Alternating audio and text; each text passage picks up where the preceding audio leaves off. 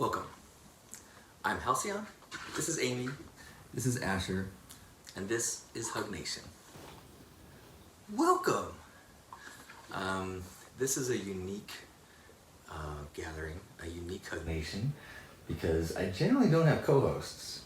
But there are some people that play significant roles in my life, and it's an honor to have you here, Amy. Thanks for being here. And this is Asher. Asher, we had a discussion before, and Asher decided he is going to just watch. I think he's decided if he answers, it's going to be merely the form of squeeze and face crinkles. So I've told the story quite a few times through Drunken Sunset broadcasts and during Hug Nations of how we connected and that story. And I was wondering if we could hear you from your perspective, how we met and how we connected. Oh, so I had decided to be a single mom. Single mom by choice is the acronym, SMBC. And some life events happened that sent me to Burning Man, and on my way to Burning Man I was Googling what is Burning Man because I didn't exactly know. But I do survival camping, so I'm like, I can survive in the desert for a week, and I'm going to go do this awesome thing to kind of get away from my life. But on the way there, I'm going to watch YouTube videos. And who do I see on the YouTube videos but this pink-haired guy? And that's how I got to know who he was. And then I started following him on Facebook. And about a month after Burning Man, he did the live broadcast talking about how you froze your sperm and got a vasectomy and would only mindfully bring a child into the world. And I thought, every woman rejoices if a man takes birth control into his own hands, right? So not only is that an incredibly mature outlook, but also you offered, if there's a lesbian couple or somebody out there that wanted to use your sperm to continue your line, and I get that biological imperative, which is why we're here, right? Because I wanted to do that too. And I could, the synchronicities of Burning Man are profound. They're undeniable. So the fact that I had gone to Burning Man, watched videos with you, and then just happened to be looking through the anonymous sperm donor list, not liking the idea, and then Facebook notifications tells me there's a live broadcast happening where he literally is talking about wanting to donate sperm. I mean, that's not an accident.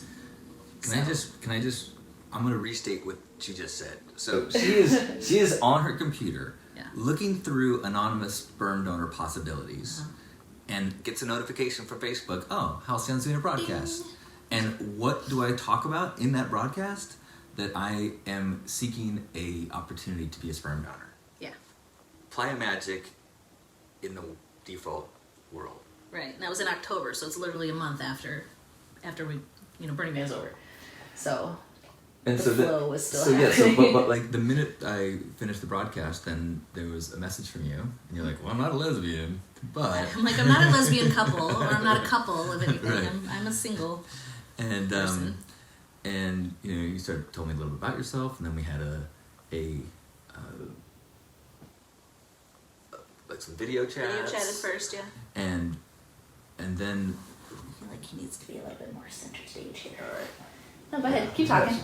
Here we go. hey, there he is. And I tell people all the time about them when we met in person at Loveburn, Yep. which had to be the strangest first meeting we could possibly have. Kind of looking each other up and down, like, am I gonna let you have my baby? Am I gonna let you, Be my... Yeah. So Yeah. luckily, it was an awesome venue, and you totally impressed me, considering how incredibly awkward it could have been, and we decided to move forward. Yeah. Which then took almost as long as the gestation period It did. of a child to go through all the legal and counseling and medical, and so there's science involved and biology. that we won't get into all of that, but I just so How was your birth? Incredible. Can you describe a birth? Okay.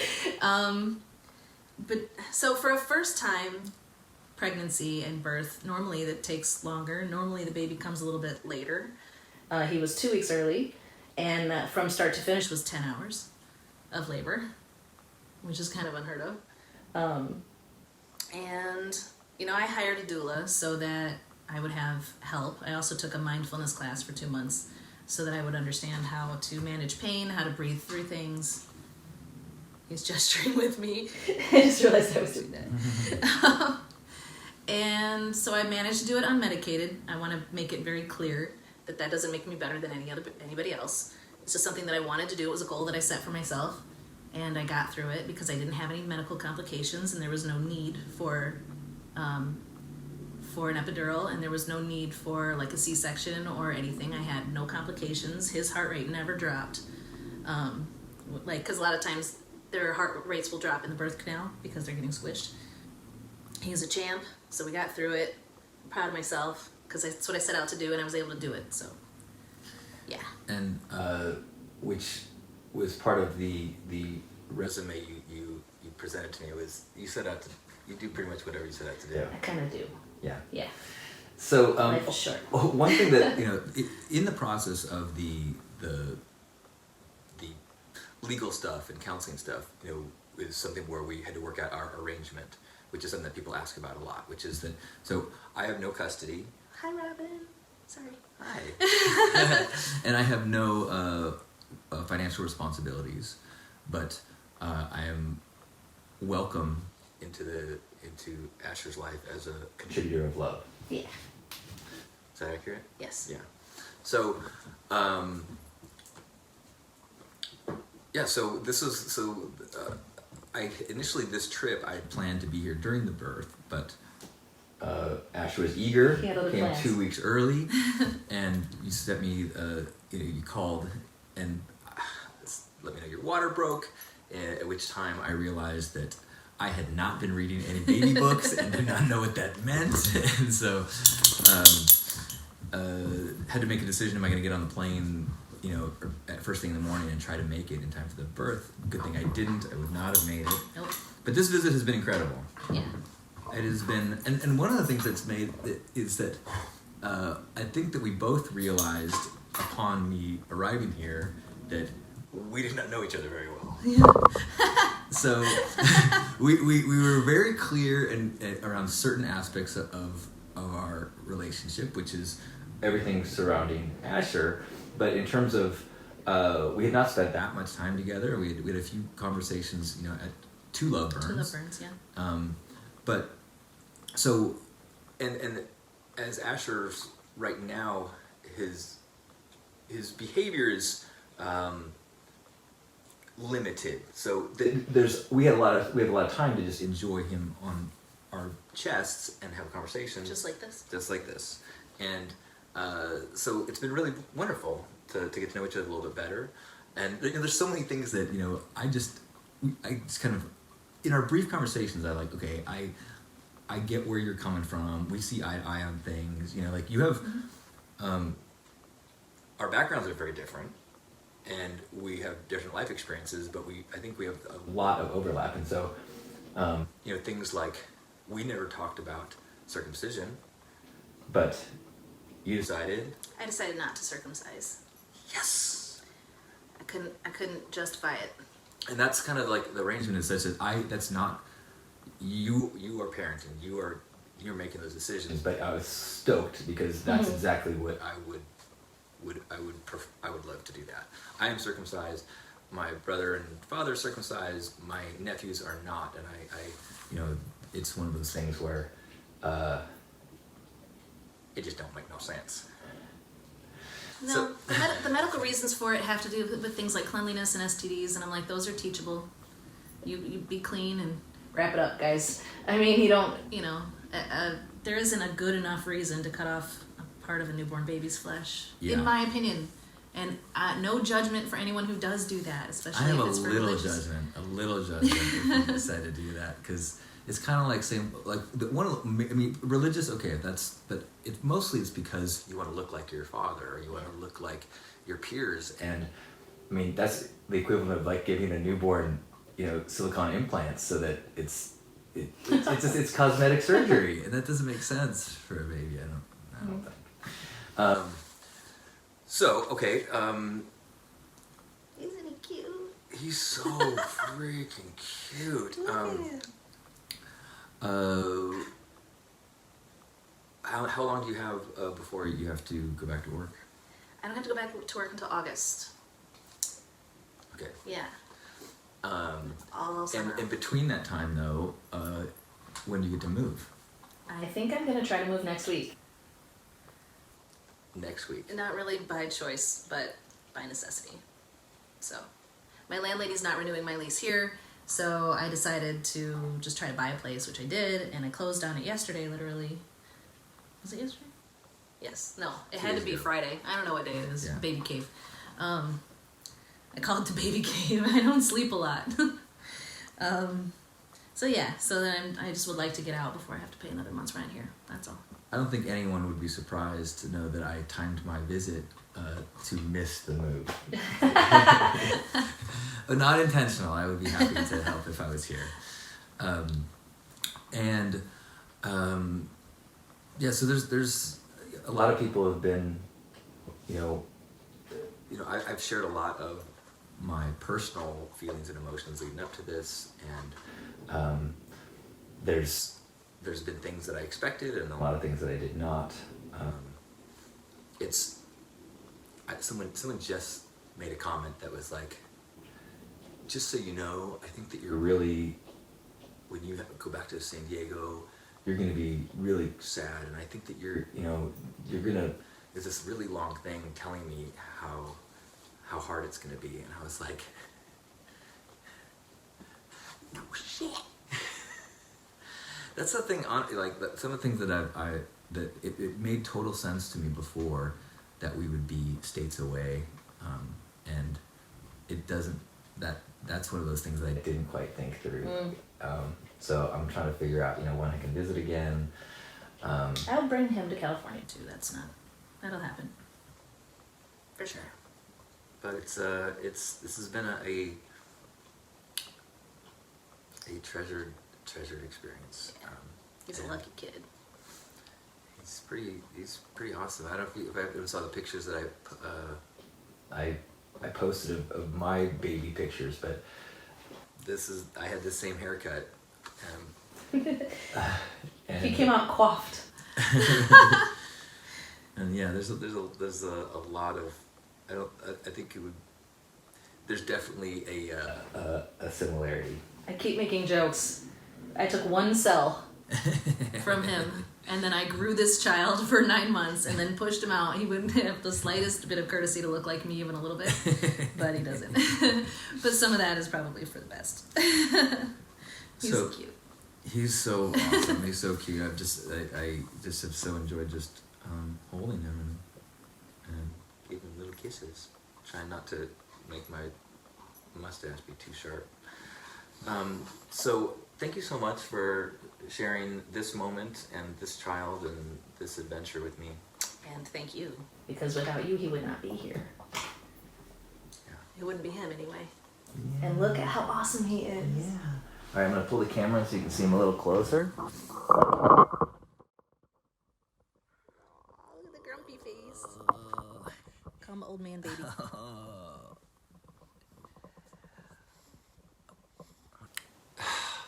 So I showed up, and there's a lot of people like, did you just burst into tears, and did you just fall in love on first sight? And honestly, I did not. I'd been traveling, and there was this little baby, and he was certainly cute. But the first night, I didn't have this magical oh. It was a baby, and he was super cute, and he looked like me as a baby, and it was kind of wow. I didn't understand, and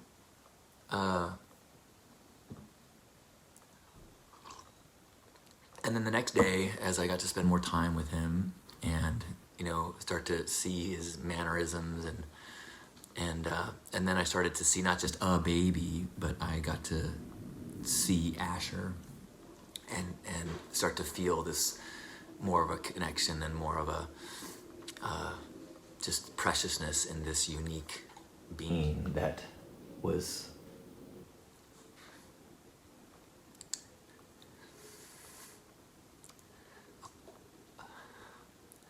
a part of me. And I've been in Chicago since Thursday, and I left here. I had lunch with one person, but other than that, I didn't want to make any other plans. All I really want to do is hang out and watch this little kid, and hold him, and just relax. And it's been really incredible. It's been really beautiful, and one of the things that I think a lot of people warned me about, and I was worried about, was that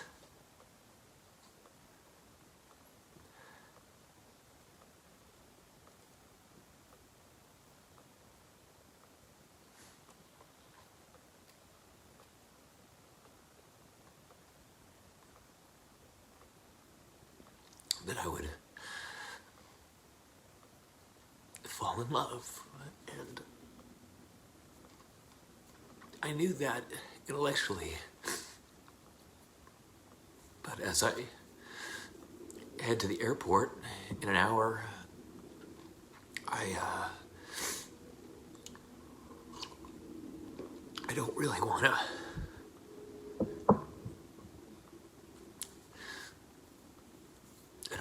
to miss anything. And so I know that I can visit again, and Amy's so awesome about welcoming me. And so now I'm in a situation where, like, I don't exactly know what to do in terms of creating a life that makes sure that I can witness this. And this is kind of the trade-off, like the big... I knew that I did not have it in me to take on the responsibility of parenting, and the kind of cowardice of that, the payment, the debt that I owe for that is that I have to be in the situation that I'm in now, which is that I now have to... I don't get the full-time love because I'm not taking on the full-time responsibility.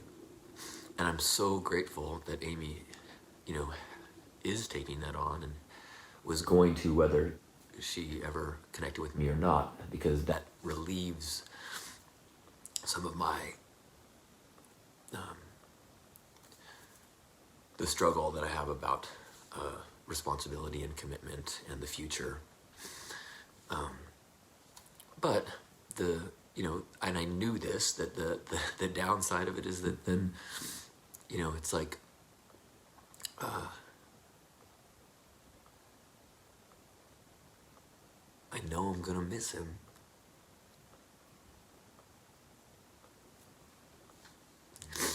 So it's a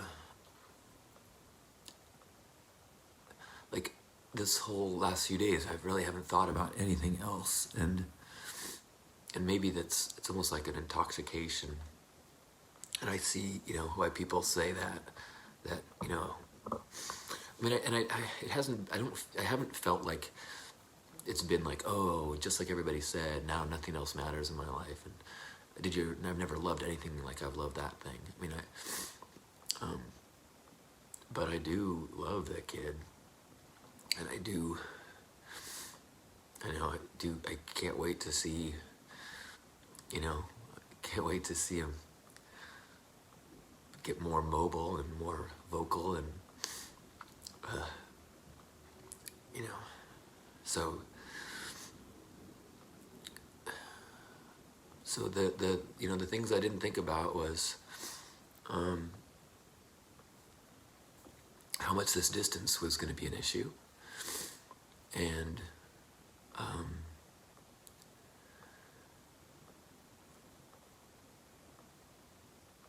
I mean, I guess it's, people deal with this stuff. People make this stuff work. And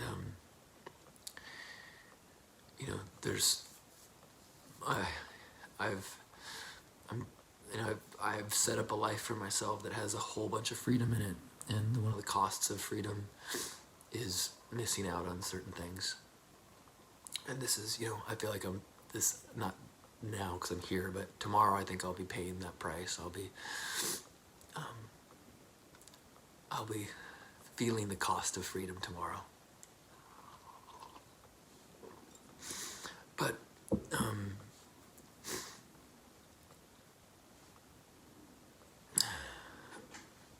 I'm feeling all the feels, and I'm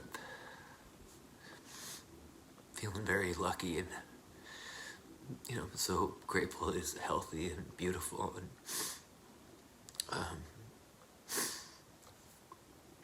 I mean, I'm clearly biased, but I think he's the most beautiful baby I've ever seen, except for my own baby pictures. And even that's kind of a tie. So, yeah, I mean, I got, you know, like, I mean, I've been helping Amy a little bit, but for the most part, she's doing everything. And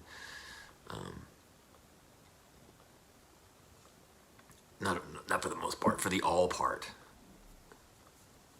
You know, so I'm just happy and emotional, and you know, this is going through all the stuff that people told me that I would. Chris saying, if anyone can figure it out, someone like you with so much presence of mind and heart can. There are plenty of people more blind to all this. Well, thanks. I kind of feel like, you know, I was talking with my brother, and I'm in the process right now where I'm having to have to move from my place. I need to start another round of the Pink Path or something. I have nothing grounding me right now with where I live, nothing grounding me right now with my career. I have nothing grounding me in so many places, and then I've got this new child thing, and it's like I feel like I'm graduate level adulting right now. I mean, I generally do not consider myself to be one who excels in adulting, but maybe not adulting, just human.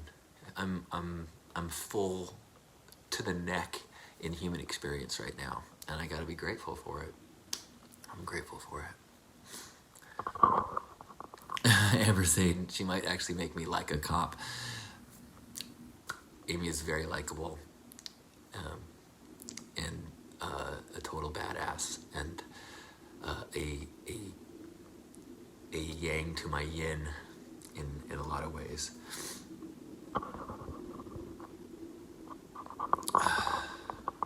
So I took a bunch of pictures, and it's like, it's so funny though, like I take pictures, and then but there's something to, like, the looking down at his face is so much different than looking at a picture, and little movements and little struggles, squink, his face turns into this little old man face as he's like squeezing out a boop. Boop? Did I say boop? I don't know what he's squeezing out. See, I don't have to do the diapers. That's the miracle. That's the upside of this arrangement.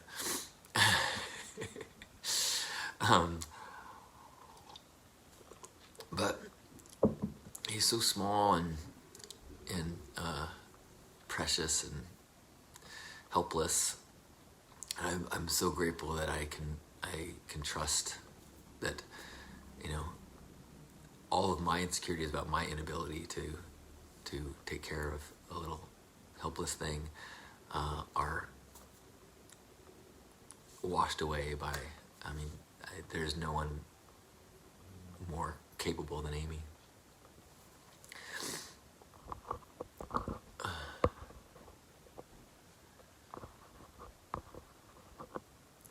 So, I think I should probably get ready to go to the airport, maybe spend another 15-20 minutes holding the little guy, and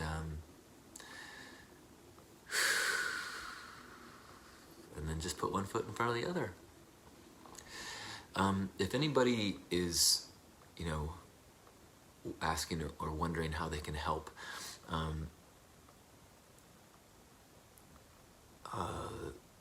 Amy's got a lot of Amy's.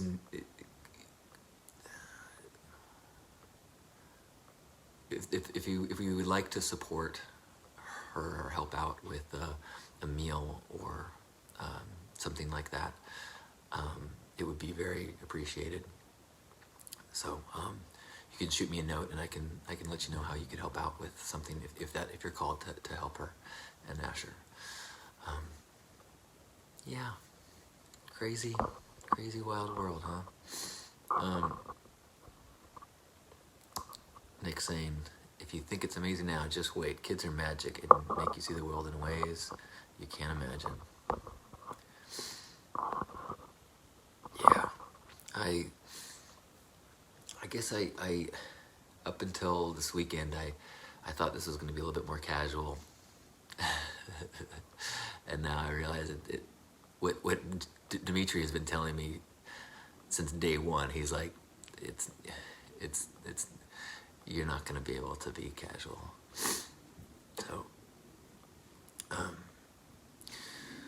So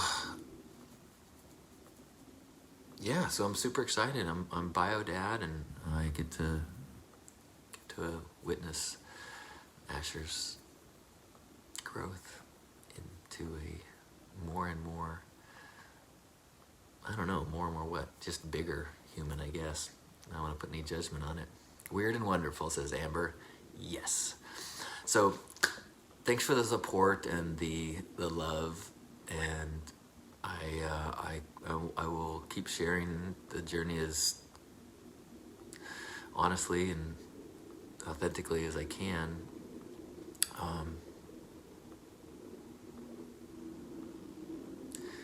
Life's amazing. I love you. Oh, let's have a hug. Yes, of course, let's have a hug. Actually, I wonder if I can see if I can pull them back in here for the hug. Can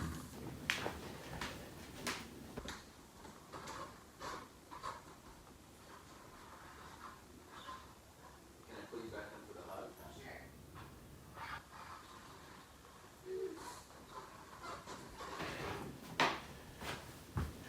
Sure. All right. Time for Hug Nation. Do you want the baby for the hug? Yes. I know I handed him to you weird, sorry. We're still figuring everything out. Oh, okay. You got this. It's your first Hug Nation. You ready? Okay, so wherever you are, hug yourself, or if you're holding a baby, hug a baby. And as you feel this body, be grateful for it. The little miracle machine, or the big miracle machine, the self-healing thing. All the stuff that happens in our bodies without us even trying. And grateful for all the aid that we get from others and all the connections in our life. And grateful for beneath the physical self, beneath the thoughts, beneath the connections and the relationships, that pure energy that illuminates us, that shines through us, that is so pure. It's the same light that shines through everyone. And so let's just be in that place of that light for 3 breaths together. Okay? And inhale through the nose and out through the mouth. Ready? Inhale.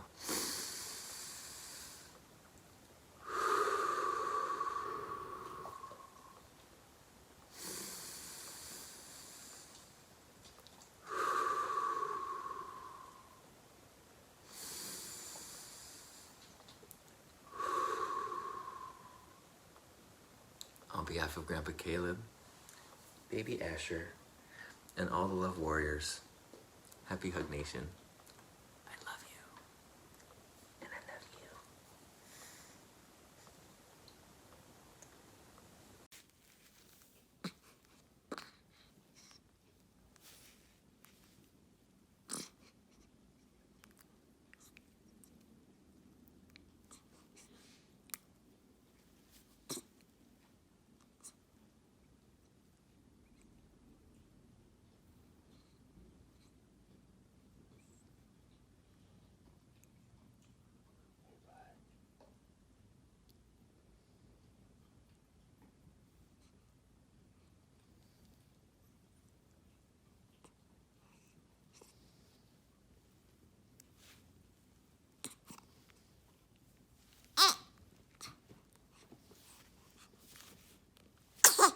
Bless you.